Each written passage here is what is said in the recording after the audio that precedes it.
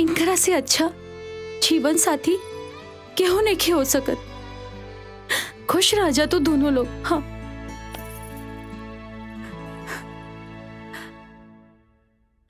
Bye.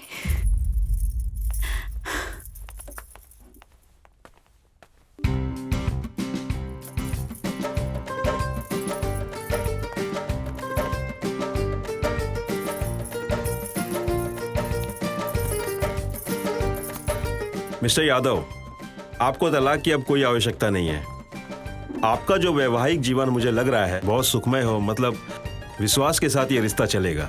और हमारी court की शुभकामना है कि आपका ये वैवाहिक जीवन मंगलमय हो। आप दोनों को बहुत बहुत बधाई।